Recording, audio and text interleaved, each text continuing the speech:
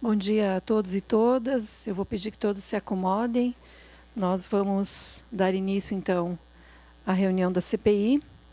Quero justificar a ausência já de antemão do deputado João Amin, que será substituído pelo deputado Ivan Nats. Deve logo estar presente conosco também. Senhores deputados, deputadas que nos acompanham pela TVAL e também aos presentes neste recinto, nós vamos dar início hoje com a oitiva de 2 testemunhas e, havendo quórum regimental, damos início à reunião da CPI constituída pelo ato da presidência número 30. Antes das oitivas, eu quero colocar em apreciação requerimento do colega deputado Bruno de Souza. Cumprimentando, venho por meio deste requerer a submissão do nome abaixo relacionado para ser ouvido por esta comissão. João Raimundo Colombo, governador do estado de Santa Catarina, no período de 2011 a 2018, tendo realizado a rescisão unilateral do contrato processo judicial 264/2008 com o consórcio Florianópolis Monumento e conforme indicações de testemunha ouvida sob juramento nesta comissão, ter sido pessoalmente cientificado sobre as evoluções das obras da Ponte Hercílio Luz durante o exercício dos referidos mandatos. Eu coloco em apreciação esse requerimento da oitiva do ex-governador João Raimundo Colombo. Quem concorda, permaneça como está. Quem discorda, se manifeste. Presidente. Sim? É uma convocação? Sim. Na verdade, é uma convocação para a comissão. Na verdade, o próprio ex-governador já manifestou a sua disposição em vir. Ele falou que tem vontade, se for convidado, ele virá. Então, nós estamos seria formalizando. Bom ser um convite, nós fazer um convite, nós da comissão. O autor, com a palavra.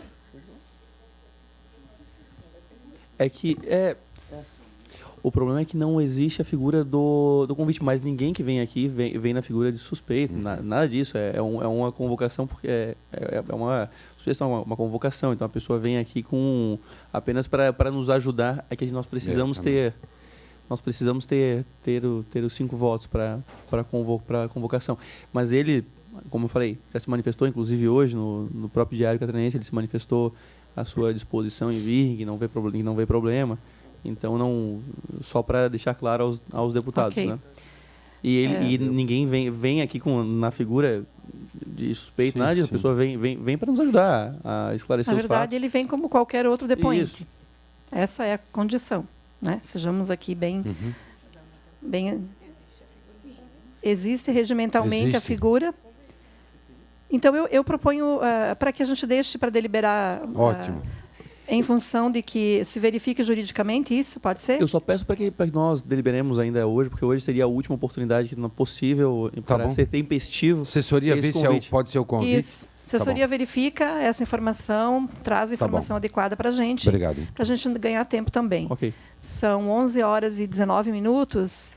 E eu fiz uma solicitação ao deputado Bruno para que a gente fizesse essas oitivas até 12h30, em função de que eu que presido aqui já tenho outra comissão para tratar, que sou membro também, que é a de Ciência e Tecnologia, Minas e Energia. Então, se a gente pudesse pautar dentro desse tempo, eu agradeço. Bom, primeiro nós vamos ouvir, então, o senhor Celso, é isso? Não. Já. Foi invertido a ordem. Aqui, então, a ordem. Senhor. Ok.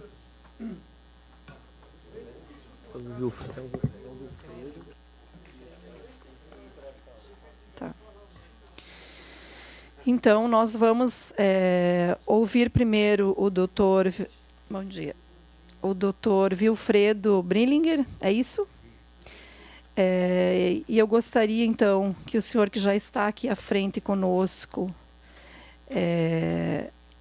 fale no microfone. Eu quero lhe perguntar se o senhor assume o compromisso de dizer a verdade, somente a verdade acerca dos fatos e do que lhe for perguntado. Sim. O senhor também não é obrigado a responder as perguntas, se assim desejar. E para que as taquígrafas possam fazer o registro, eu peço que o senhor fale o seu nome completo, profissão, idade, local de nascimento, endereço, o mais próximo possível do microfone.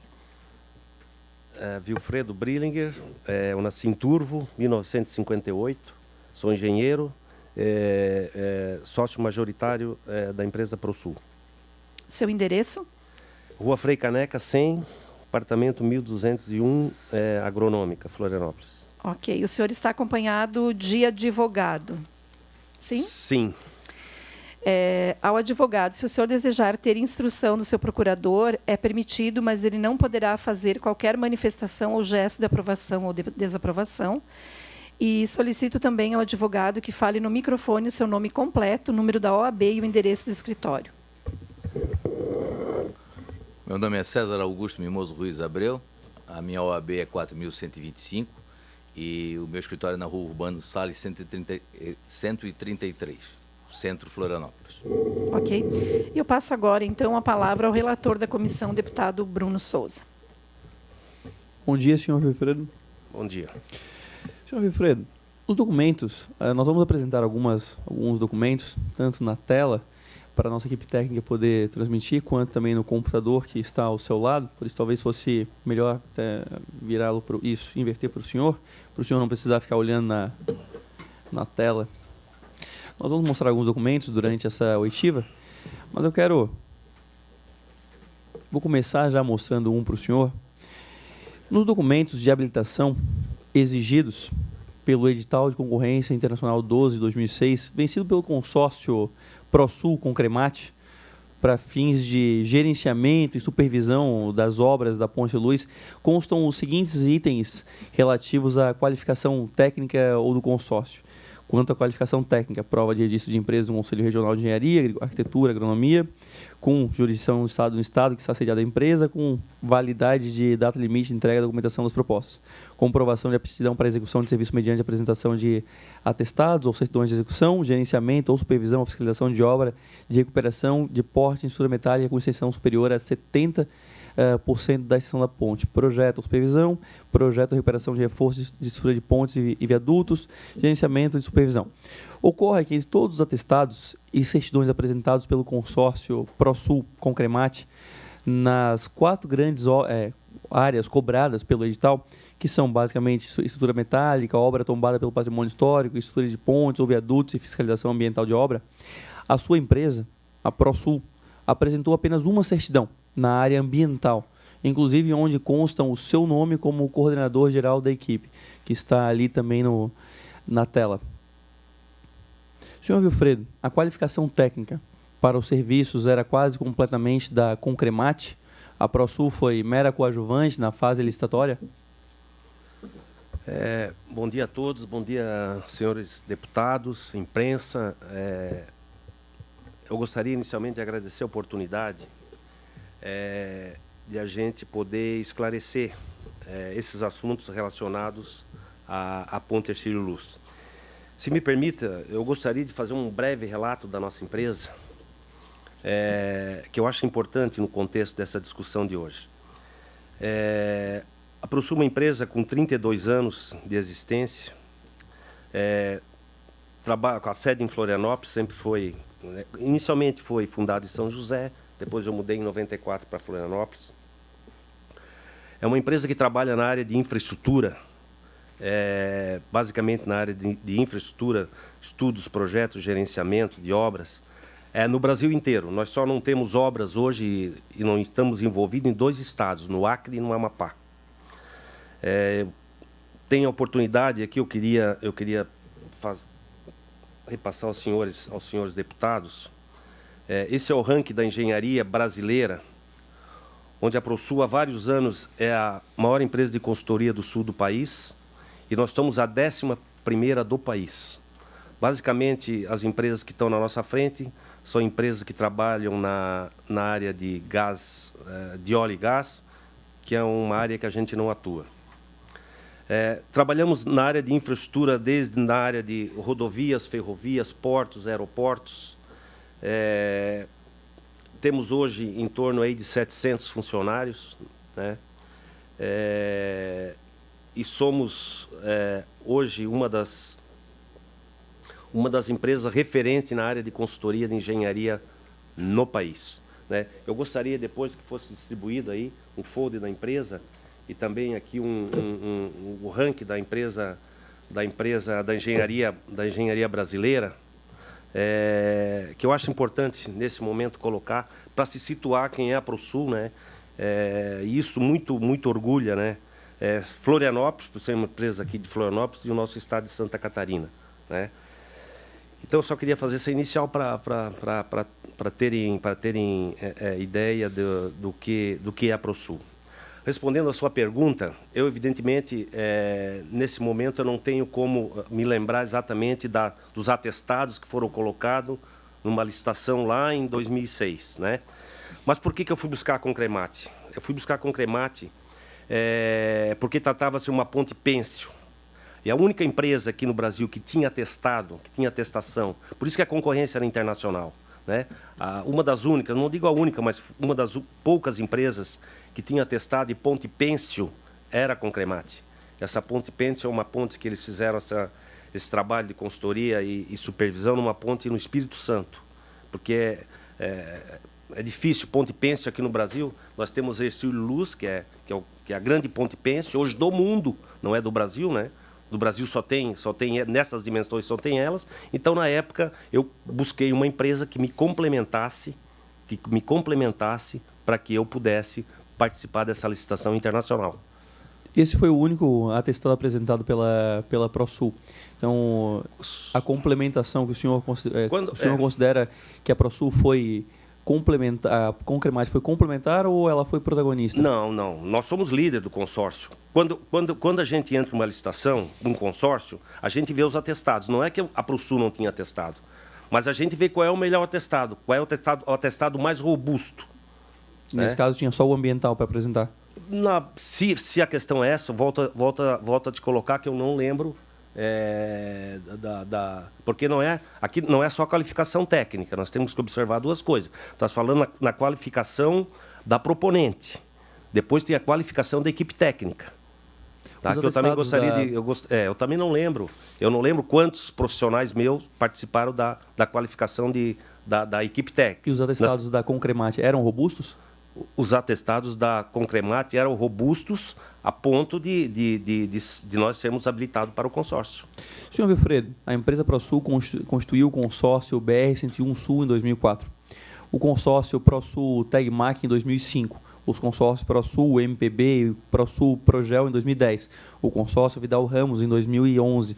São apenas alguns exemplos registrados na Junta Comercial de Santa Catarina. Entretanto, o consórcio ProSul Concremate não foi registrado na Junta Comercial, apesar de o edital exigir o registro antes da assinatura do contrato. O senhor poderia explicar por que não foi cumprida essa exigência no edital? Não, eu não sei porque eu não tenho essa explicação. Agora, eu posso dizer uma coisa. Eu tive vários consórcios. A lei, lá atrás, eu não sei qual é a data, não necessariamente você tinha que escrever o consórcio na junta comercial. Ou seja, não necessariamente você precisaria ter um CNPJ.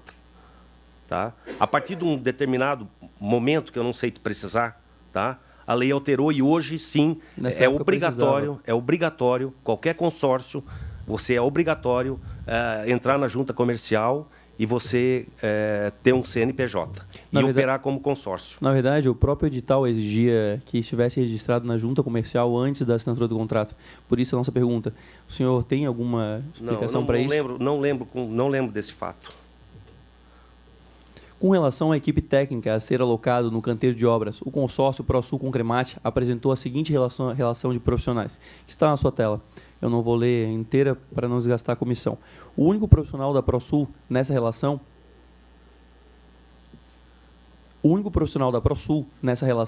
é o senhor, confere? Tem profissionais aqui que são profissionais que estavam ligados a nós, por exemplo, o João Paulino, o arqueólogo, o Diego é biólogo nosso, o João Goulart, sociólogo, é nosso. Deixa eu ver mais aqui.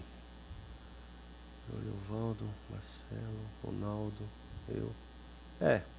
Aqui dessa equipe aqui, deixa eu ver, 1, 2, 3, 4, 5, 6, 7, 8, 9, 10, 11, 12. 1, 2, 3, 4, 5, 6. 6 são nossos. O senhor pode citar quais são? Eu, né? o Oswaldo Paulino, Diogo, Miguel, João Goulart Júnior, trabalhava conosco. Os outros aqui, João Eduardo, faz tanto tempo, não lembro quem é, engenheiro auxiliar, não lembro. Ronaldo. São esses aí. A princípio que eu me lembro são esses aí. E por que eles não estavam na relação de responsáveis apresentada pela ProSul? Tampouco no item de comprovação de vínculo profissionais detentores de acervo? Não estavam como? Eles não estavam na relação de responsáveis apresentada pela ProSul. E também elas não estavam esses profissionais. Não, mas isso foi nem equipe... nos índices nem no item de comprovação de vínculo dos profissionais detentores de acervo. Essa foi a equipe que entrou na licitação da obra. A lei me permite, eu ganhando a licitação, tá? Eu fazer a substituição dos profissionais por currículo equivalente ou superior. Eu estou perguntando sobre esses aí, exatamente. Mas por que esses que o senhor apontou não estavam, não apresentavam nenhuma relação de responsáveis apresentada pela ProSul como vinculados à ProSul e tampouco no item de comprovação desse vínculo? Por isso que eu lhe pergunto. Mas eu não lembro agora se eles tinham vínculo. Nós estamos falando de 2006. Se o senhor puder olhar agora esse slide, como essa comprovação de vínculo no edital. Para comprovação de vínculo do engenheiro agrônomo Wilfredo Brilling, vídeo de contrato social ProSul, página 11 do presente volume. Ou seja, no edital, apesar do senhor ter apontado, os únicos que apareciam como relação com a ProSul era o senhor. Por isso a pergunta. Eles deviam ser provavelmente, na época, se eles não tinham vínculo, eles eram meus consultores. A gente tem alguns profissionais de áreas específicas, como arqueologia, biologia específica, alguns profissionais, você não tem ele no seu quadro, você tem contrato de prestação de serviço com eles. No primeiro relatório mensal, produzido pelo consórcio ProSul Concremate, referente aos meses de agosto e setembro de 2006, consta a seguinte equipe técnica do consórcio supervisor. Vai estar à sua disposição. Vai estar na tela, só um momento.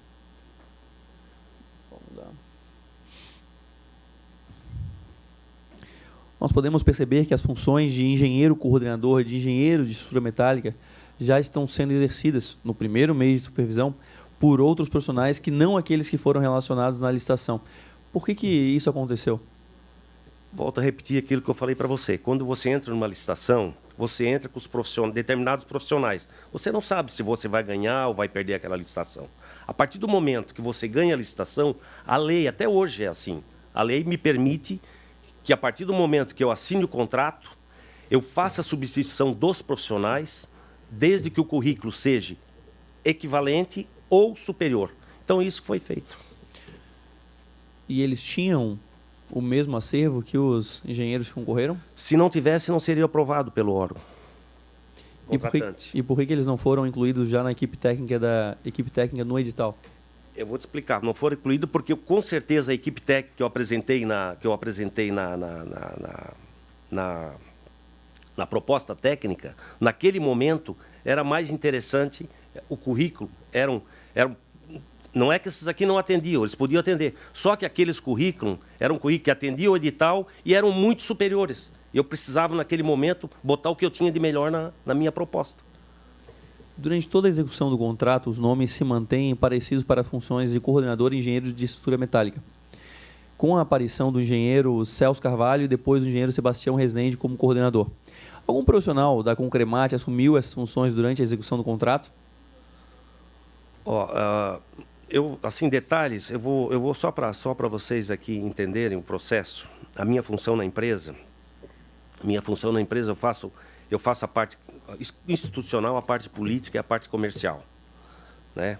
Então, eu busco o mercado, disputo licitações, me envolvo com isso. A partir do momento que eu assinei o contrato, eu ganhei a licitação, eu assinei o contrato, eu tenho várias diretorias dentro da empresa. Eu passo para aquele diretor afim para ele fazer a parte operacional do contrato, né? Então, para deixar claro, eu não me envolvo já há muito tempo, né, na parte operacional dos contratos. Eu tenho meus diretores aqui que fazem isso, inclusive na sequência o engenheiro Celso, que é o meu diretor de obras já há mais de 20 anos, talvez ele possa esclarecer melhor essas questões aí, mais específicas, referente ao contrato. Mas o senhor lembra se existia algum profissional da Concremate? Com certeza, com certeza, com certeza. Isso sim, porque a gente também, uma obra desse vulto, evidentemente que eu procurava obter informações, como é que estava o andamento da obra, etc.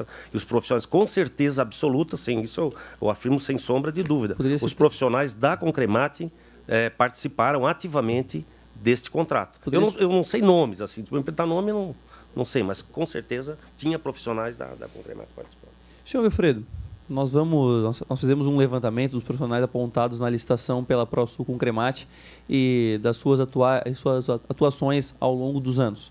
Vai entrar agora também na tela? Só passa a tela para mim, por favor.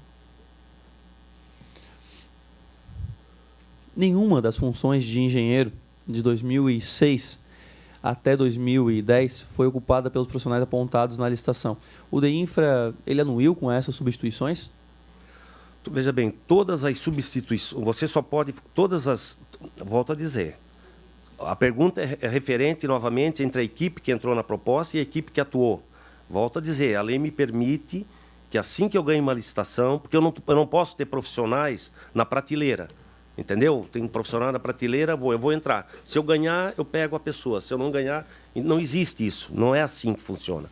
Existe, como eu volto a repetir, você entra com uma equipe que você tem de melhor dentro da empresa, em ganhando a licitação, você faz a substituição para o currículo equivalente ao superior. O senhor poderia apresentar a documentação encaminhada à época ao DEINFRA que comprovou que o substituto tinha o mesmo acervo técnico? Poderia ceder a CPI? Eu não lembro disso, mas com certeza isso é corriqueiro. O senhor teria documentação para nos encaminhar? Se eu teria? Isso, poderia nos encaminhar?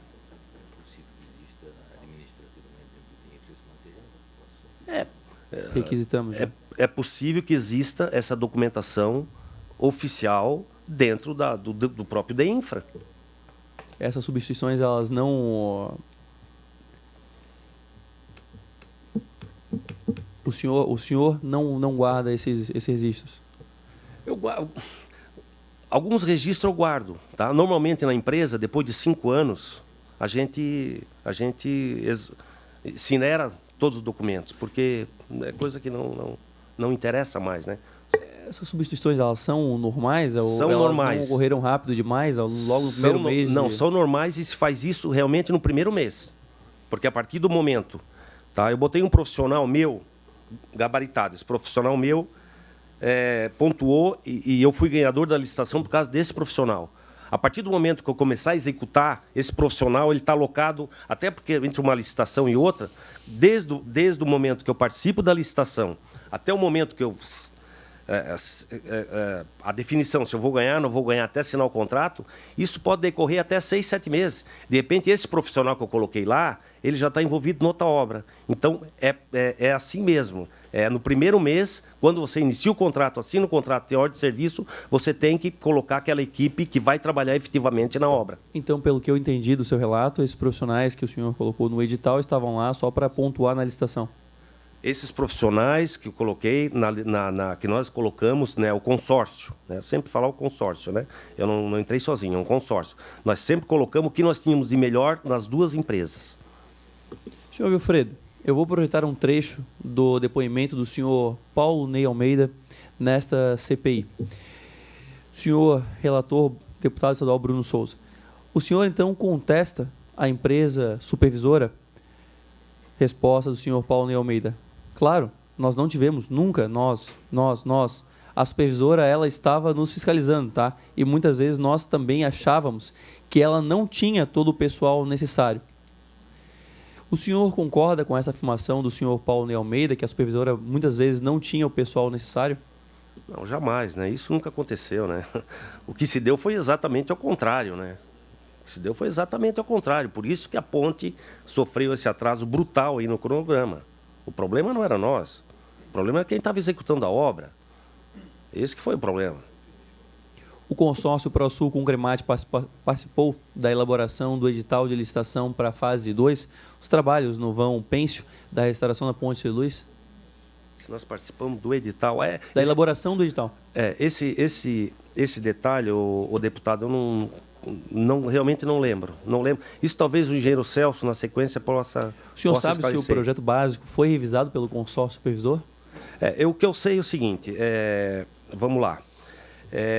Nós trabalhamos aliás, aqui eu também queria, se me permita, fazer só uma pequena esclarecimento aqui.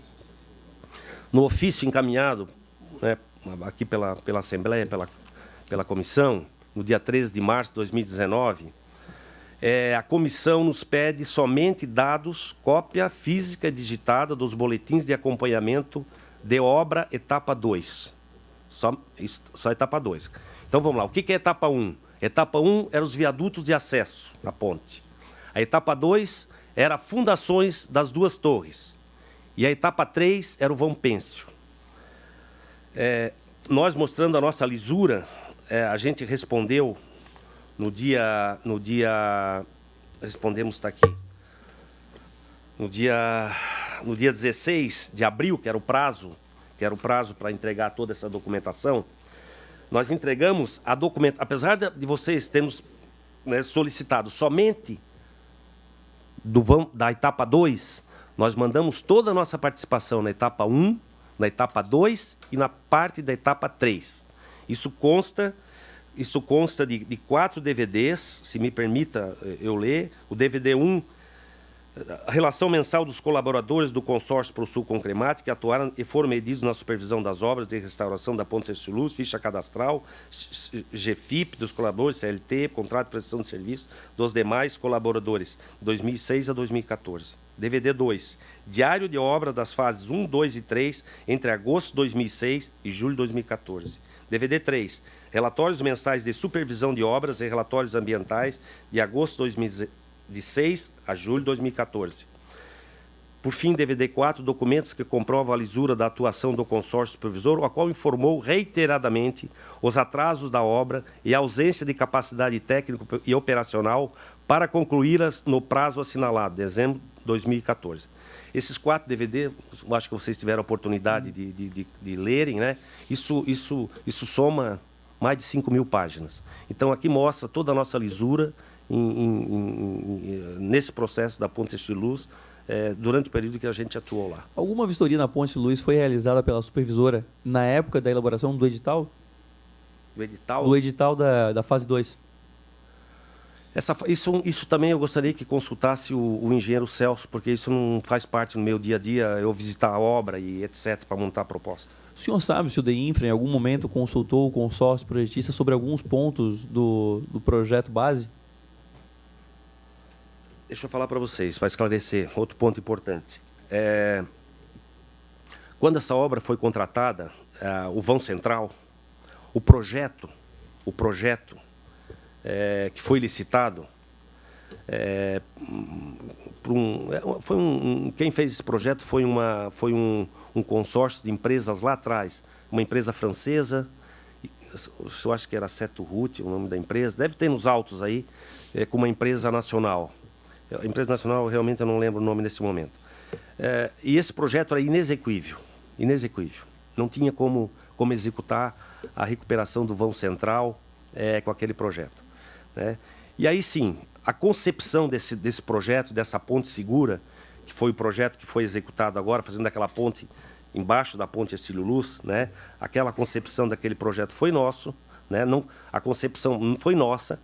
Quem elaborou depois o projeto executivo foi a empreiteira, porque era de responsabilidade dela, e a gente fiscalizou esse projeto, esse novo projeto, essa nova concepção de projeto, que é o que foi executado aí, que deu certo. Graças a Deus aí a ponte está recuperada aí. E em que momento que o senhor verificou que o projeto era inexequível? Foi no momento que nós fomos, foi no momento, porque veja bem, quando a gente começou lá, nós começamos a fiscalizar os viadutos de acesso, né? A segunda etapa nossa, quando começamos a estudar a etapa 2, que eram as fundações, das torres, ali nós verificamos que porque esse projeto esse projeto inicial, ele não previa esse reforço das fundações das duas torres, né? A partir do momento que nós detectamos que precisaria se mexer nas fundações, precisaria mexer nos pilones das duas torres, imediatamente nós chegamos à conclusão que esse projeto, que até então era o que tinha sido licitado, era inexequível. Era de alto risco. O senhor saberia me dizer se isso foi antes de 2008? Ah, não lembro.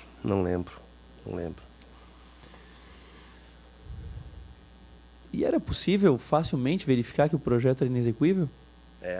Era por todo estudo que foi feito na época, o nosso especialista, o risco era o risco de desabamento da ponte. No momento que se fizesse, quer dizer, a ponte corria sério risco de colapso se fosse executado aquele projeto. Por isso que se mudou, a nossa opinião foi firme no sentido de mudar o projeto, e o projeto que a gente concebeu é esse projeto que está aí hoje, né? Que realmente foi feito toda a recuperação do vão central, sem risco nenhum de desabamento para a Ponte Ercílio-Luz. E o DEINFRA acreditava que era possível realizar esse projeto?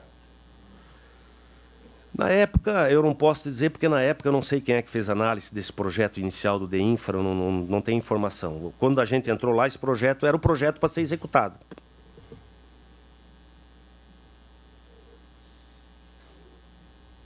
E após a ProSul se manifestar, o DEINFRA ele assimilou que era impossível a realização?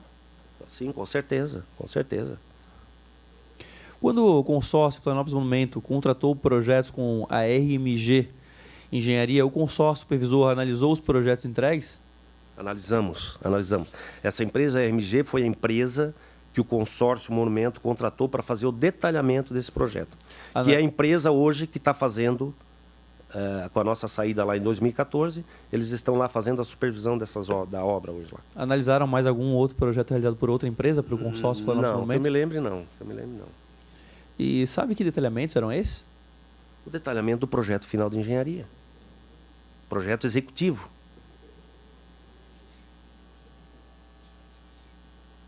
E eles eram, de fato, necessários, na opinião do senhor? Sim, porque se não faz o projeto executivo, não tem como executar a obra. O atraso acumulado da obra e o ritmo aquém do cronograma do consórcio Florianópolis Monumento eram situações que preocupavam o senhor? Veja bem, como eu volto a repetir, eu não participava do dia a dia dessa obra, eu tinha minha equipe, que tocava lá junto com a Concremate, mas eu sempre procurava me inteirar, né? Até porque era uma obra emblemática, né? Não é uma obra emblemática para Santa Catarina, para Florianópolis, né? E realmente nos preocupava demais, né? E se vocês tiverem acesso a toda essa documentação que a gente encaminhou aqui para a comissão, e toda essa documentação também, na época, a gente encaminhou para o DEINFRA, né? A todo momento, a gente alertando, porque nós não tínhamos poder de decisão. Nosso poder era de constatar, alertar. Então, por várias vezes, dentro do nosso relatório, do nosso diário de obra, dos relatórios mensais, várias correspondências, a gente sempre colocou a nossa preocupação com a questão do atraso da obra, né? Então, isso é constante. Basta olhar os autos aí, que estão aí com Vossas Excelências aí, vocês vão ver que a nossa preocupação sempre foi nesse sentido. O senhor mencionou algo que me deixou em dúvida aqui. Porque o senhor disse que não estava sempre lá na obra. Acabou de falar isso. Mas consta nas relações profissionais da supervisão praticamente todos os meses. Qual era a sua atuação efetiva? Estava em campo, só às vezes? Não, eu cuidava. O que eu tinha, eu sou responsável técnico pela empresa pela área ambiental. Então a minha equipe ambiental, tá, cuidava sim dessa obra, principalmente quando houve a renovação da licença de instalação, onde a Fátima exigiu uma série de procedimentos, né, de procedimentos ambientais, que até então não constavam. Por exemplo, a arqueologia subaquática, a gente escaneou todo o fundo ali do mar, né, onde foi encontrado um navio muito antigo, controle de ar, controle da qualidade de água, controle de qualidade do ar, a questão dos riscos, né? Então, eu apareço porque eu sou responsável pela parte ambiental da ProSul. E aquela relação de profissionais, então, apresentados nos relatórios mensais, inclui profissionais que estavam em campo e que davam assessoria esporádica também, então? Sim, porque não era só que estava em campo, tinha escritório, nós tínhamos Os profissionais todos, de quando você faz uma supervisão de uma obra, os profissionais não estão todos no campo. Alguns estão no campus e outros estão no escritório. E quantos eram em campo? Não lembro agora. Talvez tu pudesse esclarecer com o engenheiro Celso, porque variou muito. Variou muito. Com certeza teve uma variação assim enorme. Depende o pico da obra, depende o momento da obra, tinha mais ou menos profissionais. O consórcio supervisor ProSul com o Cremate se limitava a fazer apontamentos dos relatórios mensais ou alguma vez participou de alguma medida mais concreta e incisiva para apontar situações de atraso e lentidão nas obras da ponte de luz executadas pelo consórcio Florianópolis Monumento? A nós cabíamos fazer todos os relatos do que acontecia na obra, fazer os alertas para o DEINFRA, porque a nossa equipe era uma equipe, o nosso contrato era de apoio ao DEINFRA. Nós não tínhamos poder de decisão sobre o executor da obra. O que nos cabia, e assim até hoje, nos contratos de consultoria que a gente trabalha, a gente está lá, é o apoio técnico. Nós somos um braço, éramos na época, um braço de infra na obra. Nós fazíamos todos os relatos, volto a dizer, esses relatos estão constantes em todo esse material que foi entregue aqui, exaustivamente, né? Agora, a decisão de romper com a empresa, ou multar a empresa, ou, enfim, essas medidas administrativas e até judiciais, não nos cabia. Só se manifestavam pelos relatórios, então? Pelos relatórios, pelos diários de obra e pelas correspondências enviadas durante o mês. Não era só pelo relatório de obra, só pelo relatório mensal. Aconteciam reuniões? Várias reuniões. E em alguma foi apontado esses problemas relacionados ao ritmo e aos atrasos? Em todas.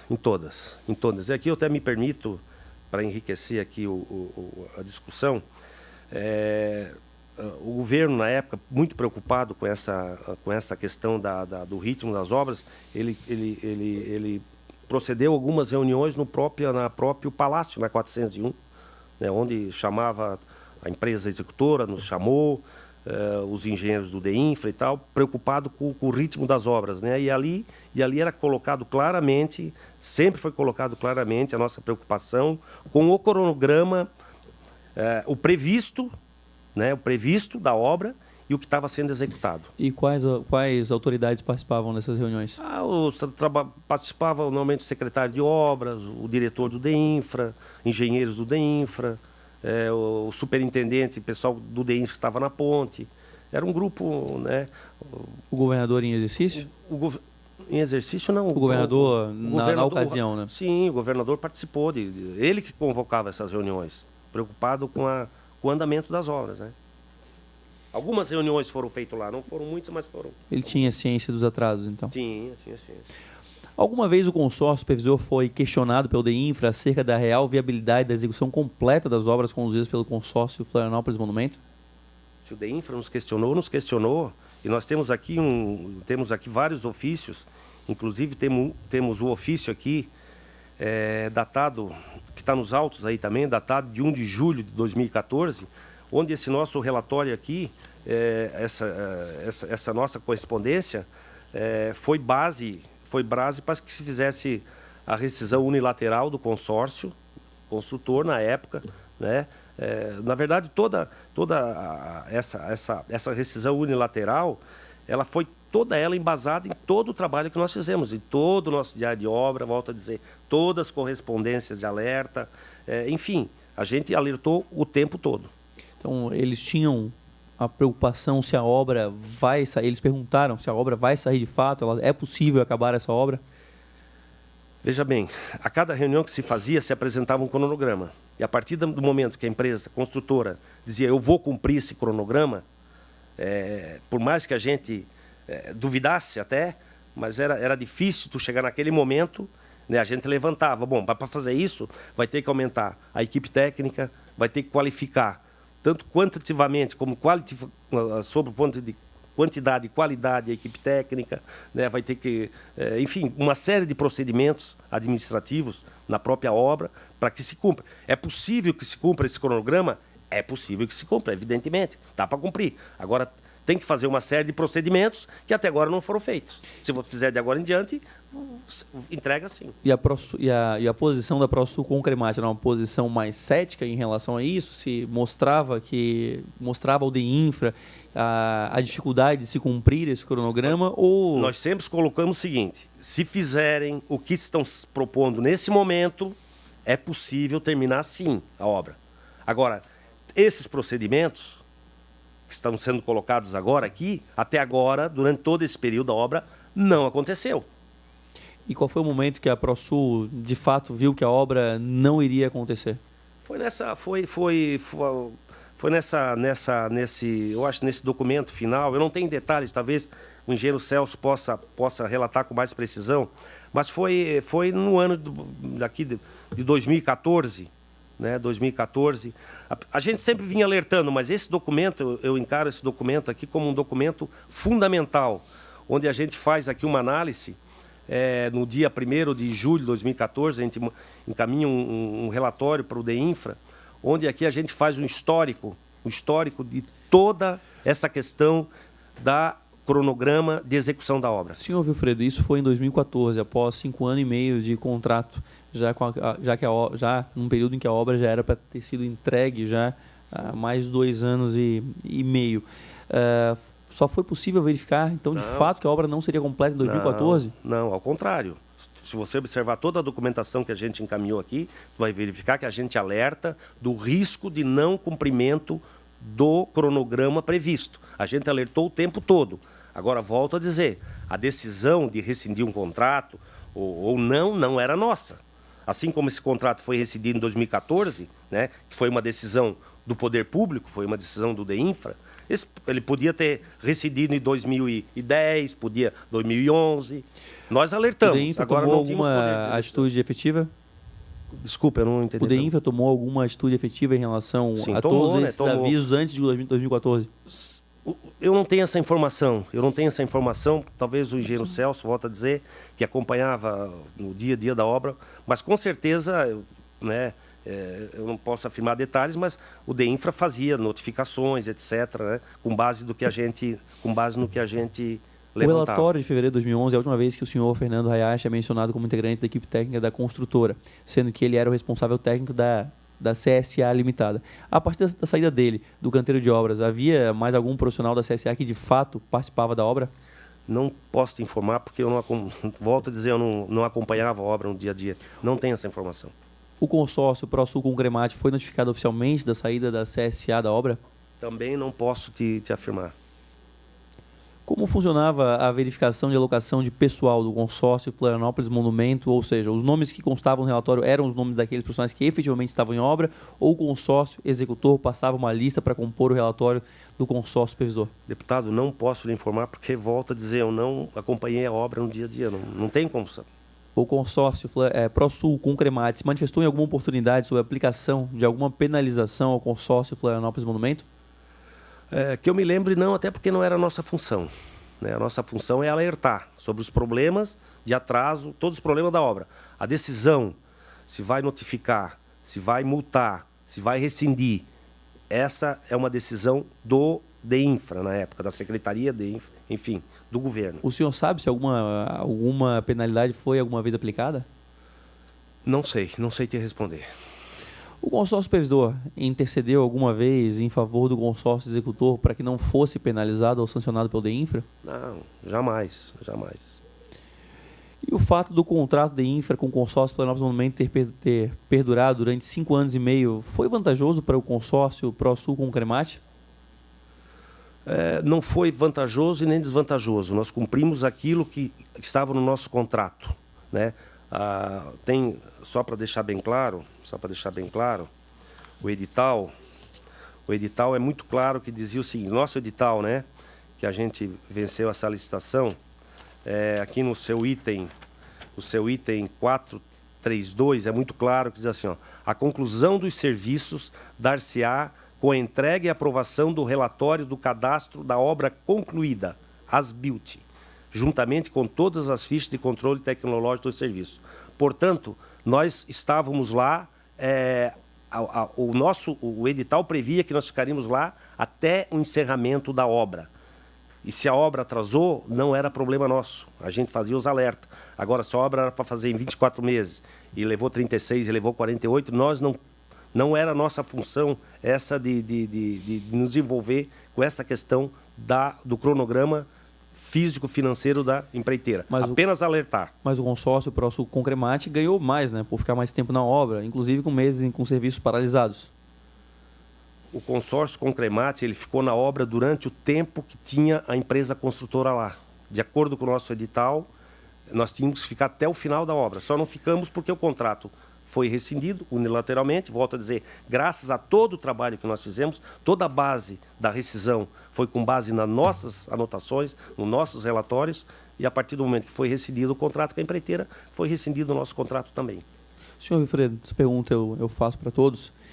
Padrão, o senhor recebeu ou ofereceu alguma vantagem ou promessa de vantagem, qualquer natureza, de agentes públicos ou privados em qualquer aspecto, atividade ou fato relacionado ao procedimento licitatório ou execução dos contratos de reabilitação, restauração e supervisão da Ponte de Luz?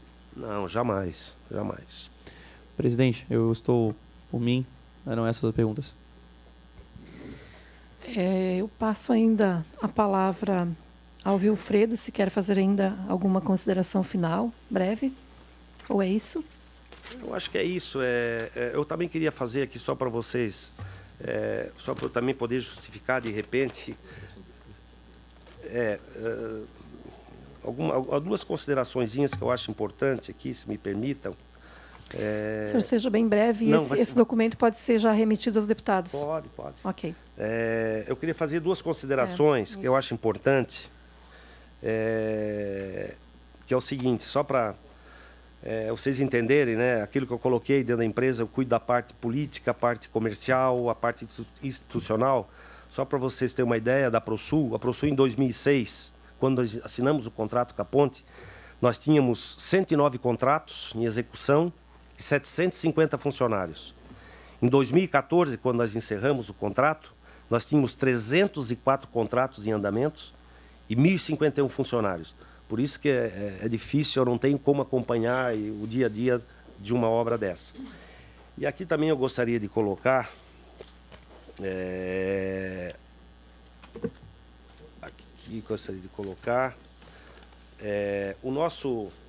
Nós ficamos lá na obra, durante 75 meses, foi a nossa atuação na Ponte, nesse contrato. Nós faturamos R$13.163.000 em 75 meses. Isso dá um faturamento médio aqui de 175 mil por mês. O atual consórcio, e eu não tô contra eles, não estou dizendo que está errado, mas só para medida de comparação. O atual contrato com a empresa de supervisão na Ponte de Luz já faturou 14.412.000 em 54 meses. Um faturamento médio de 267 mil por mês. Ou seja, é um faturamento proporcional, já sob o ponto de vista absoluto maior que o nosso, né? E sob o ponto de vista de valor mensal, bem superior ao nosso. Então, só para registrar, não tenho nada contra, mas eu acho que é importante para se colocar, para se ter ideia de comparativo, né? Ok. Eu coloco ainda se tem algum deputado que queira fazer questionamentos. É isso? Então, nós agradecemos a presença do Dr. Wilfredo e também seu advogado. E encerramos, então, essa oitiva. Ok, muito obrigada. Muito obrigado também. Só para finalizar, queria agradecer. Eu acho que é um papel, um dos papéis, tantos papéis importantes da Assembleia, mas eu acho que um dos papéis importantes é fazer isso. Quando se tem dúvida, tem que se realmente chamar as pessoas, fazer CPI. CPI não quer dizer que as pessoas vão ser condenadas, né? Vem aqui, esclarece, fala aquilo que sabe, que entende, né? E eu espero ter ajudado a colaborar nesse processo aí da Ponte Hercílio Luz. Okay. Muito obrigado a todos. Obrigada, então. Bom, enquanto nós damos o tempo necessário para que o próximo depoente também tome assento, eu quero colocar em apreciação o requerimento em relação ao ex-governador. Quero fazer uma ponderação aqui, foi consultado a assessoria jurídica também, é possível que seja feito um convite. E acho que seria razoável fazer um convite, porque ele se dispõe, inclusive, a vir. Então, eu coloco em apreciação, se for assim aceito também pelo requerente. Pode ser desta forma, deputado Bruno? Sim, eu só gostaria de deixar registrado só uma data. E Tem uma possível como data, dia sugerido. 30 de outubro já. Isso, era a sugestão que eu daria. Então, a possível data já previamente aqui identificada pela comissão, dia 30 de outubro, 17 horas. Ok? Convite, então, ao ex-governador Raimundo Colombo. Todos concordam? Quem concorda, se permaneça como está. Quem discorda, se manifeste. Ok, então. Obrigada. Se me permite, Sim. o doutor Wilfredo gostaria de assistir à continuidade, se é possível. Ele já deu o depoimento dele. Acredito que sim, perfeitamente possível. Tome assento. Nós viemos juntos, vamos voltar juntos. Sim. Não, obrigado. Tome assento. É público. Fique à vontade. Bom, então, agora nós temos a oitiva de Celso de Magalhães Carvalho. Já está presente, Celso de Magalhães Carvalho. Ok. Uhum.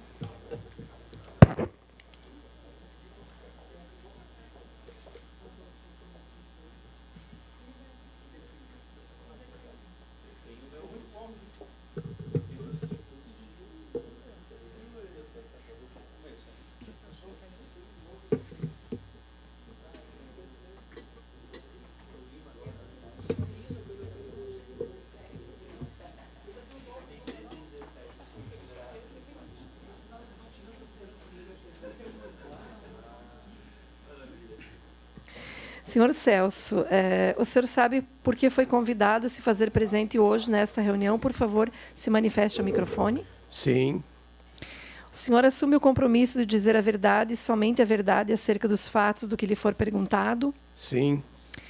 Para que as taquígrafas possam fazer o registro, eu peço que o senhor fale o seu nome completo, a sua profissão, idade, local de nascimento e endereço, mais possível perto do microfone. Celso de Magalhães Carvalho, tá? Nascido em 5 de julho de 47, no Rio de Janeiro, morador no bairro dos Ingleses, a rua Mário Jocondo Croceta, 245. Ok. O senhor, então, também continua com o acompanhamento aqui do seu advogado e, se o senhor desejar ter instrução do seu procurador, é permitido, mas ele não poderá fazer qualquer manifestação ou gesto de aprovação ou desaprovação. Eu solicito ainda ao senhor procurador que fale no microfone, novamente, o seu nome completo, o número da OAB e o endereço do escritório, por gentileza. César Augusto Mimoso Ruiz Abreu, OAB 4125, endereço Rua Urbano Salles, 133. Ok. Bom, agora, então, eu já passo a palavra ao relator da comissão, deputado Bruno Souza, para fazer, então, seus questionamentos. Senhor Celso, muito obrigado pela sua presença. O senhor tinha, à época, alguma experiência em obras de estrutura metálica de grande porte, rebitada, tombada pelo patrimônio histórico? Sim. Na recuperação das obras da Estrada de Ferro Dona Teresa Cristina, devido à enchente de 1974, eu vim pela empresa Essex, de Noronha, do Rio de Janeiro, participar dessa equipe. Tá? E nós recuperamos diversas pontes feitas pelos ingleses, quando eles abriram a estrada, que eram pontes metálicas, ao longo do trecho Imbituba e Uruçanga, Orleans e Lauro Miller. O senhor tinha alguma especialização em estruturas metálicas? Especialização no tempo que eu me formei, que é um pouquinho o tempo, eu formei em 1970, engenheiro na Federal Fluminense do Rio de Janeiro. Né? Naquele tempo não era praxe se fazer especialização ou mestrado. Eu tenho especializações em rodovias, ferrovias e tráfego. Tá? E o tempo, esses 49 anos hoje, tá, de engenheiro praticante, nunca parei de trabalhar, acho que me dão experiência suficiente para ter esse conhecimento. O senhor poderia explicar qual o serviço do engenheiro coordenador de uma empresa de supervisão? Qual a sua dedicação, se é exclusiva ou não? não é uma dedicação exclusiva. Naquela época, eu já era diretor da empresa ProSul, na parte de obras, diretor de obras. Então, eu tinha que coordenar todas as obras vigentes. Não sei dizer quantas eram, mas com certeza eram mais de 10 obras concomitantes. Como essa obra se localizava em Florianópolis e é uma obra muito importante para a cidade, né? Nós realmente nos dedicávamos um pouco mais. Toda vez que havia uma reunião importante, um fato novo importante, eu me deslocava até a ponte e participava. Quantas obras o senhor era responsável ao mesmo tempo? Hoje? Não, na época. Então, como eu disse, provavelmente mais de 10. Eu não me lembro agora exatamente, né? O orçamento para a execução da obra previa itens de detalhamento do projeto executivo, ou seja, projetos complementares no valor de 22 milhões de reais. Quais eram os critérios de medição para tais projetos? Metragem, unitário, volume? Esse orçamento que você está dizendo era o orçamento da construtora, da Consórcio Florianópolis Monumento. Tá? No edital da licitação, dizia que o consórcio teria que fazer detalhamentos de todos os projetos, fazer novos levantamentos, verificando qual era o estado da estrutura, uma vez que o projeto base licitado era um projeto entregue em 2004, tá, ao DENIT. Tá? Então, os critérios de pagamento eram, eu não me lembro exatamente se era por prancha ou por item. Eu sei que nós verificávamos, nós recebíamos todos os detalhamentos e projetos feitos pelo Consórcio Florianópolis Monumento, verificávamos, tá? A parte de cálculo, a parte de detalhamento, quantitativos, e muito desse trabalho, inclusive, não eram feitos no escritório nosso de supervisão de obra, e sim no escritório da ProSul, tá? Aqui no centro de Santa Catarina. Se o projeto do edital ele estivesse atualizado e fosse execuível, precisaria desse item no orçamento? Olha, quem fez esse orçamento e quem fez a licitação foi a equipe do órgão. Tá? Nós, naquela época, estávamos fazendo a supervisão da execução da restauração da etapa 1, ou seja, viadutos de apoio, de acesso ao vão central. Tá? Não participamos desse, qual foi o motivo. Mas eu acredito que, de qualquer maneira, se esse projeto base foi entregue em 2004, os levantamentos da situação da corrosão, que era o principal agravamento que nós tínhamos na estrutura, já deviam estar bem variando entre 1999 e 2004. Tá? Então, haveria necessidade, de qualquer maneira, de fazer uma revisão detalhada, tá? E fazer algumas adequações. Talvez não houvesse de fazer uma modificação grande, mas a modificação grande não foi no projeto. A modificação grande foi no método construtivo da obra. E à época esse valor seria suficiente para contratar um novo projeto para a ponte? Não sei dizer. Quem fez o contrato do projeto original foi o DENIT, contratou um consórcio feito pela Sondotécnica francesa em Gerope. Eu não sei nem os valores que foram envolvidos, tá? Não sei dizer, não sei calcular. A supervisora ela revisou os projetos? Nós fomos recebendo os projetos do órgão, do DEINFRA, à medida que a obra evoluindo, tá? Na etapa 1, o projeto dizia, conforme a situação de cada peça, se ela tinha uma coesão do tipo 1, tipo 2, tipo 3, conforme essa detecção, então, tipo 1 seria feito um reforço ou só uma limpeza, tipo 2 seria trocada a peça e assim sucessivamente. Então, o projeto ele era orientativo, tá? E foi cumprido totalmente nessa fase. Na segunda fase, nós recebemos o projeto praticamente concomitante com a chegada da Consórcio Florianópolis Monumento, que venceu a licitação e, se eu não me engano, assinou o contrato em dezembro de 2008, se eu não me engano. E quem que eram os responsáveis pelo aceite desses projetos? Não entendi sua pergunta. A construtora, o Consórcio Florianópolis Monumento, encomendava esses projetos e os senhores faziam as medições. Quem que eram os responsáveis pelo aceite desses projetos, pelo ok nesses projetos? A supervisora para o Sul, o Concremate, o consórcio, tinha duas obrigações. Verificar a qualidade e se o projeto está completo. E segundo, a consultora apresentava a medição e nós atestávamos a medição. A parte de faturamento e pagamento era do órgão. Então os senhores atestavam a qualidade dos projetos também. E quem que fazia isso dentro da ProSul? Essa equipe era uma equipe multidisciplinar, mas é importante ressaltar a presença de um consultor internacional, um engenheiro inglês, Richard Lamb, com grande experiência nesse tipo de obra. Tá? Que já tinha feito lá na Europa e, se não me engano, nos Estados Unidos, várias recuperações de pontes taiadas. Eu não sei se ele foi consultado por vocês aqui, se fez a testemunha. Senhor Celso, verifica-se nos relatórios de acompanhamento mensal emitidos pelo consórcio supervisor que o executor descumpriu reiteradamente alguns itens contratuais ou de edital, tal como o descumprimento do cronograma executivo. Que atitudes foram tomadas em relação a essas negligências do executor?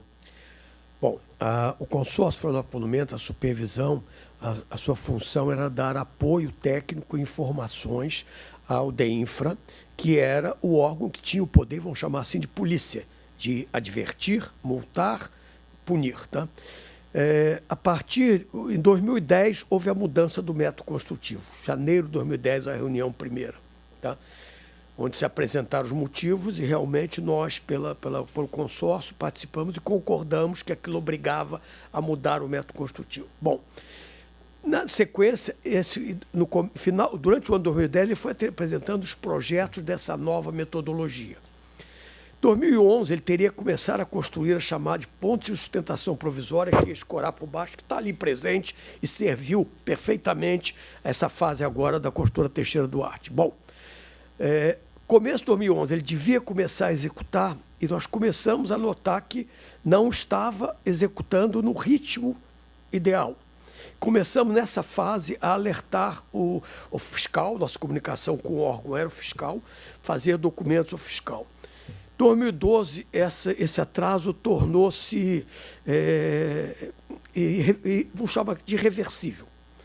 Nós passamos, então, a fazer mensalmente, lançar no Diário de Obra, fazer uma correspondência a um engenheiro fiscal e pegar cópia dessa correspondência protocolada e mandar ao governador. Tá?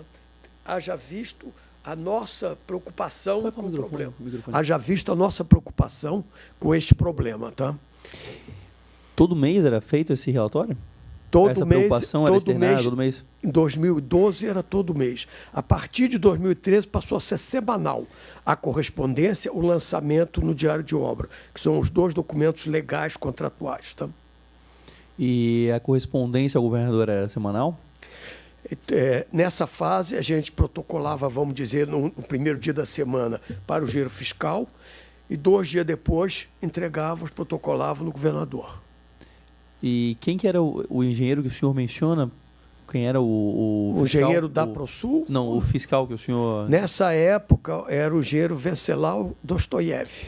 E o senhor entregava essa comunicação diretamente ao governador Raimundo Colombo? Não, nós deixávamos protocolados com ele.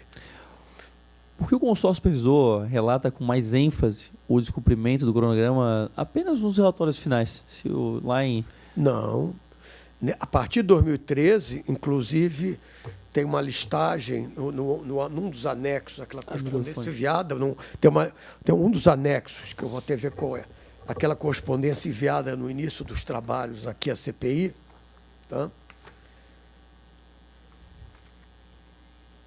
Mas eu me refiro à ênfase maior, já que o senhor diz que em 2012 os senhores já tinham noção de que se tornou impraticável.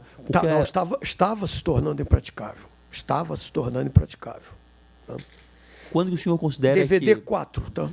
Quando que o senhor se deu conta que realmente a obra não seria 2014. execuível? A partir de 2014, nós demos mais ênfase a essa situação. Nessa época, o governador começou a convocar reuniões mensais, tá? No 401, SC 401, onde nós comparecíamos os principais secretários de governo, o presidente do DEINFRA, o engenheiro fiscal e o representante do consórcio Florianópolis. E aquilo foi se agravando, tá? E no início de junho, praticamente as obras estavam abandonadas, vazio o canteiro. O senhor, então o senhor alega que só em 2014 o senhor percebeu que seria inexequível? A partir de 2014 era irrecuperável. Antes não seria irrecuperável. Teve vários aditivos de prazo, até teve 1 ou 2 aditivos de valor, tá? Pequenos, de coisas que não estavam previstas no projeto inicial. Mas, no caso específico, 2012, primeiros alertas. 2013, tornando-se preocupante. 2014, tornando-se, não vou dizer irreversível, porque isso não existe, mas tornando-se muito difícil de reverter. Então, em 2012, 2013, o senhor ainda acreditava que era possível realizar a obra? Não acreditava. Achava que poderia haver uma reação. Dependeria das atitudes que o órgão iria tomar com a construtora.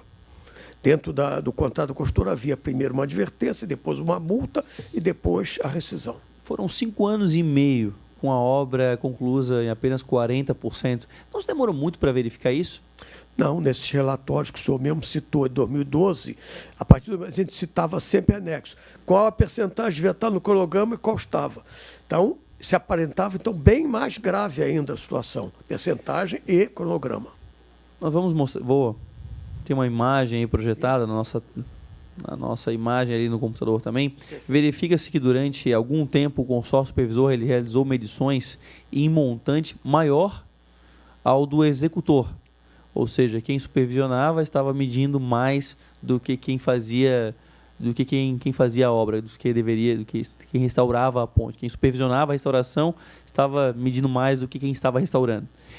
Inclusive, durante alguns meses seguidos, como ali está apontado. Senhor Celso, considerando que o consórcio Florianópolis Monumentos jamais alcançou o percentual previsto de execução, alocando poucos trabalhadores e equipamentos, não parecia evidente que eles não tinham condições de executar a obra? Vou me reportar a resposta anterior. A partir de 2012, preocupação. A partir de 2013, muita preocupação. A partir de 2014, prática, quase uma certeza. Quanto a parte de faturamento, nós tínhamos a obrigação de estar mobilizados na obra com vários especialistas em obra de arte, especialista em planejamento. Tá? Esses tinham que estar presentes. O nosso contrato não estava, hora nenhuma, vinculado à produção da construtora. Me permita, à medida que a construtora diminui o ritmo e causa mais preocupação, tá? O próprio órgão pede que a gente aumente a fiscalização e a verificação, com mais alocação de pessoas.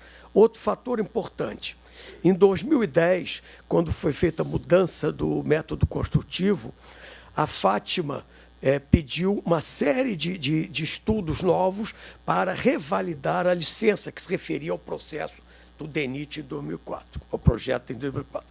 Isto aí nos obrigou a fazer mergulho, escanear o fundo do mar, arqueologia submarina, uma série de coisas que tiveram que ser remunerados.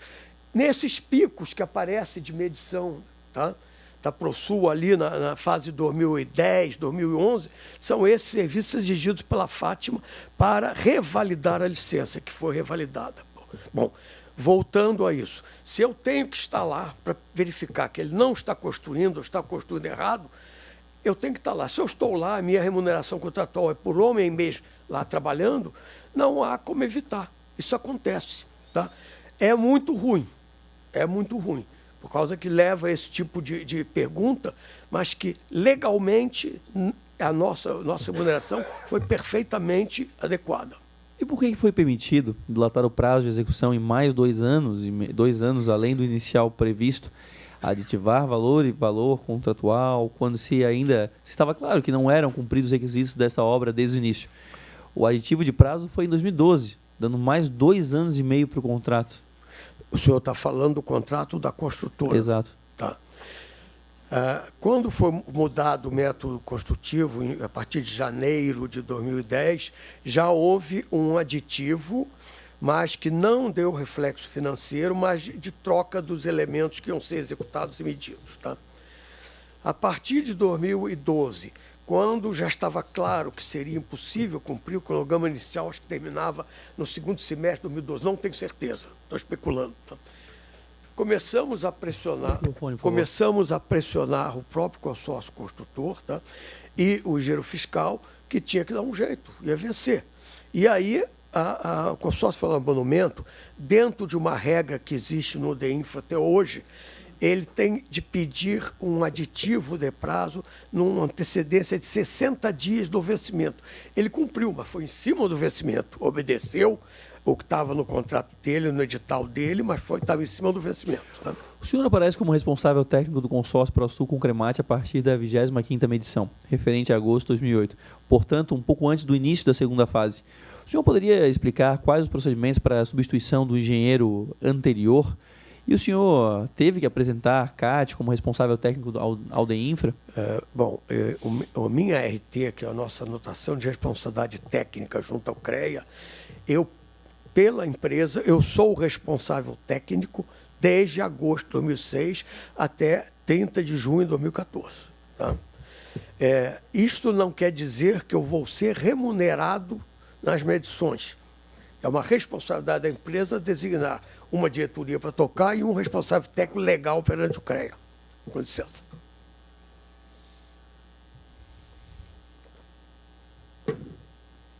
A partir dessa data, provavelmente, foi me pedido uma maior presença nas reuniões, tá? E aí meu nome apareceu eventualmente junto ao órgão e não sei nem se eu cheguei a ser medido, acho que não, tá? Ok? Então, eu espero ter respondido a sua pergunta. O anexo 7 do edital 12/2006 estabelecia a quantidade de engenheiros por etapa.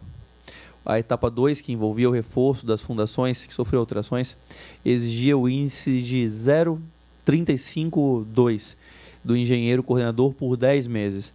Ou seja, o profissional deveria dedicar 35,2% do seu tempo para supervisionar a obra. A etapa 3, recuperação do vão central, exigia um índice de 0,746 de engenheiro coordenador por 36 meses. Isso significa que precisaria de 74,6% do seu tempo presente na obra. O senhor considera que o consórcio ProSul com Cremate respeitava essa dedicação exigida do profissional da supervisão? Tem um slide aqui que apresenta justamente essa necessidade das etapas. Segunda etapa e terceira etapa. Primeira colocação que eu quero fazer. A etapa 2 não se realizou de obra. O consórcio ProSul com Cremate é quem fez um estudo, tá, do projeto do DENIT para a etapa 2 e concluiu que ele era superdimensionado. Tá? Não era necessário cumprir aquilo que está no projeto. E realmente não foi cumprido hoje aí pela Teixeira Duarte. Esse estudo da ProSul, importantíssimo, tá? Deu um ganho para o erário e evitou essa despesa. E foi seguido agora a Teixeira Duarte. Deixa eu voltar. Essas percentagens, elas não são obrigatórias de ser cumpridas dentro do canteiro de obra. Tá? Existe uma série de atividades que você tem e pode fazer no seu escritório. Estudar relatórios, orientar. Então, se for medido, tá, na etapa 2, nossas medições na época, desculpe, deixa eu voltar um pouquinho atrás, as medições do consórcio ProSul Cremate não separavam por etapas, usavam aquela planilha que está no final do edital que o senhor está vendo, a planilha tem 44 meses de trabalho, com todas as somas acumuladas. Não, o órgão não separava. Medição da 1, da 2, da 3. Até porque na 1 a gente estudava essa parte da 2, esse projeto da 2. Tá? Então, eu não acredito que eu tenha sido medido nesse valor o tempo todo. Acredito que não, teria que verificar, não me lembro mais. Tá? Que a época que eventualmente eu tenha sido medido, que eu poderia ser cobrado isso, não fui medido e dava atenção, não há problema. Tá? Foi nessa época que me pediram para participar das reuniões, primeiro para mudança do método construtivo e depois para poder pressionar o consórcio, quando ele tinha inclusive também só 2 engenheiros na obra, o consórcio construtor. Tá? Na verdade, teria que verificar. Na verdade, o relatório 25, que nós iremos apresentar aqui também, o relatório da 25ª medição aponta que o consórcio supervisor alocou 0,48 engenheiro coordenador, ou seja, aproximadamente metade das horas mensais ele estaria trabalhando na supervisão da ponte de luz. Por que a diminuição aconteceu, senhor Celso? Não entendi a pergunta da diminuição. Se nesse relatório apontou 48, é porque eu dediquei 48%, provavelmente foi uma das fases críticas que me pediram mais tempo. Agora, eu não sei se reduziu, por que reduziu. Eu não me lembro dessas medições. Se o senhor julgar importante, eu vou estudar esse assunto e retorno em outra oportunidade. Mas na verdade é porque a exigência era de 74,6% e a medição aponta que o consórcio supervisor alocou 0,48%. Como o senhor mesmo disse, tá? Se o consórcio custou estava diminuindo o ritmo, é muito provável que o próprio órgão tenha pedido para reduzir o custo, tá? Não precisa mais. Porque se não tem velocidade, eventualmente... Como eu disse, eu preciso reestudar esse assunto. Tá? Estou fazendo aqui uma hipótese, provável por não garantida. Eu gostaria de estudar. Deputado Bruno, são 12h30. Nós estendemos mais 15 minutos, ok? Para conclusão, obrigada.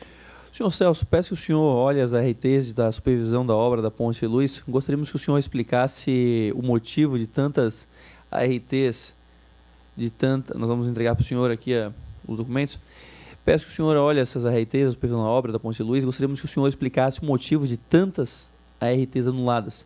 Enquanto o senhor olha, vai ficar na tela uma imagem que mostra todas as anotações, sendo que as da parte de cima foram todas as anuladas e as de baixo, apenas a última foi informado a data de baixa.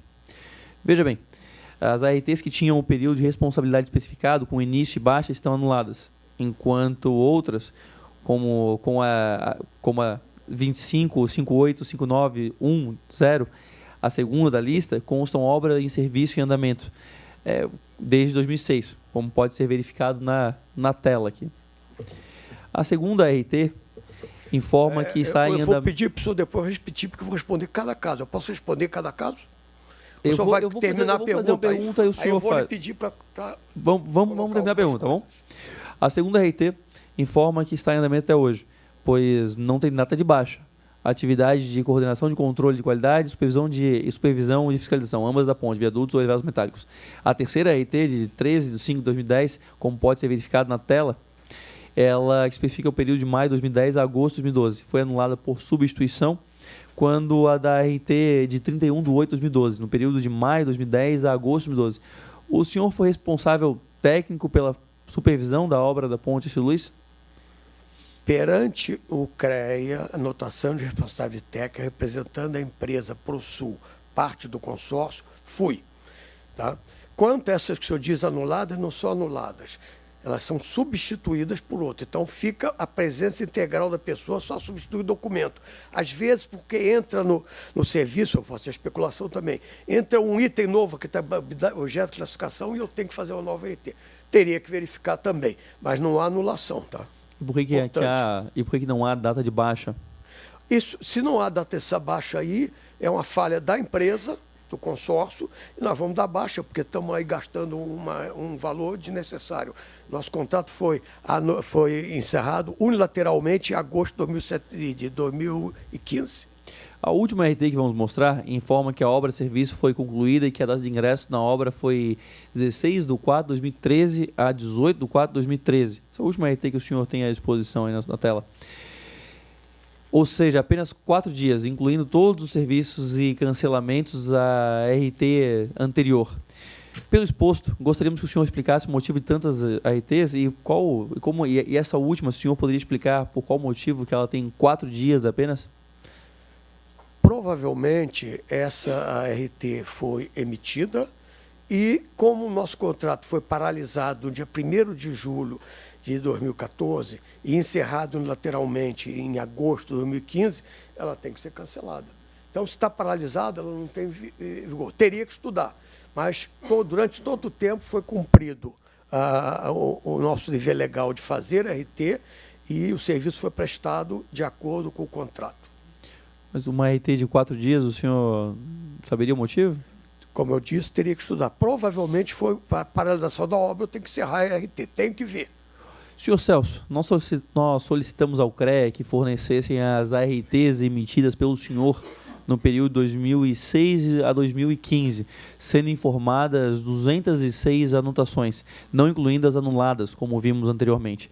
Considerando que os relatórios mensais e medições informam que o senhor exerceu a função de coordenador da equipe no período de setembro de 2008 a agosto de 2009, bem como de maio de 2010, gostaríamos que o senhor explicasse com qual frequência que o senhor visitava as obras ao qual estava vinculado por meio das ARTs. Bom, eu vou ter que explicar uma coisa primeiro. a maioria, essas RTs, são de responsabilidade técnica. Responsabilidade técnica perante o CREA não implica em dedicação de qualquer tempo. É apenas a pessoa responsável, se houver um desastre, se houver um problema, a pessoa ser responsabilizada até eventualmente criminalmente, porque ela é responsável. Então, como eu sou responsável por todos os serviços da diretoria de obras como diretor, sou obrigado a me responsabilizar, embora possa designar um dos meus gerentes para ser a pessoa direta, eu tenho que fazer essa RT. Então, sendo 200, 300, não há menor problema. Segundo, a percentagem de trabalho no DEINFRA, aqueles valores que forem medidos, é que teriam que ser verificados. Tá? Eu vou exibir algumas ARTs aqui, eu peço que coloque na tela apenas alguns exemplos de trabalhos que foram exercidos de forma, ao mesmo tempo, com a supervisão da Ponte Luz. Primeiro é DEINFRA, Serviço de Supervisão e Fiscalização da Obra da Ponte Luz, expedido em 20 de 12 de 2006, término previsto a 10 de 4 de 2010. Segundo, vem a da Prefeitura Municipal de Chapecó, Serviço de Supervisão e Fiscalização da Obra, expedida em 10 de 8 de 2008, término previsto para 4 de 1 de 2013.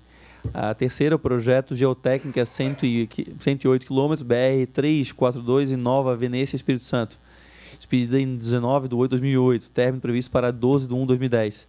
A quarta é pelo DEINFRA, Serviço de Supervisão, no quilômetro 15, na SC 450 em Praia Grande. A quinta, projeto executivo de obras emergenciais, 244 km de rodovias no Vale do Itajaí, norte de Santa Catarina. A sexta é o DENIT, Coordenação de Projetos e Rodovias, 112 km da rodovia BR 208, São Francisco do Sul. A próxima é Serviço de Supervisão, quilômetro 17,4 km na rodovia SC 404, também. O outro projeto Geotécnico e Terraplanagem, 430 km BR 115. E por último, eu vou colocar uma tela com um mapa. O senhor poderia explicar como fazia para coordenar a execução de 5 projetos, supervisão de 6 outras obras, tudo isso ao mesmo tempo? Conforme eu já lhe expliquei, a emissão de uma RT de responsável técnico não representa garantia de dedicação horária, e sim responsabilidade legal. Tá? Essas obras todas, me lembro de todas elas, era responsável legal. Eu tenho 5 gerentes hoje, naquela época talvez tivesse 1 ou 2 só, tá? E posso delegar aos gerentes, aos engenheiros supervisores e exigir apenas que eles cumpram. O senhor está encarando a RT como um compromisso de tempo. Não é isso. Espero que o senhor verifique. O senhor visitava essas obras? Eventualmente, sim.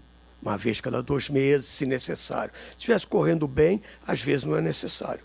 Como eu disse, é um diretor. Tá? Hoje eu tenho 35 contratos ativos na minha diretoria, tá? Espalhados no Brasil inteiro. Nós trabalhamos em todos os estados, menos os 2 do Brasil. Tá? Na Ponte Luz era a mesma coisa? Na Ponte Luz era uma pessoa menor. Como eu disse, devia ter pelo menos 10, 12 contratos naquela época. Mas eu não sou obrigado a comparecer para ter minha responsabilidade técnica. Tá? Tem que verificar se essa RT são de responsabilidade técnica ou não. Mas a sua atenção, só para nós entendermos, a sua atenção com a ponte era a mesma que com as outras obras? Conforme eu falei no início da minha audiência aqui, tá? A Ponte Luz tem uma importância muito grande para o estado de Santa Catarina, para Florianópolis. Tá? O senhor... Então, com licença, eu dedicava uma atenção muito superior à que dedicava aos outros contratos que existiam na mesma época. O senhor declarou em reportagem publicada no jornal Notícias do Dia, de 11 de 5 de 2011, está na tela, que o contrato para a segunda e última etapa de restauração e reforma da ponte termina em 2012. E acrescentando na sequência que fatos novos poderão adiar a inauguração. Haja vista que a obra não foi entregue em 2012. O senhor poderia explicar quais os fatos novos adiaram a inauguração?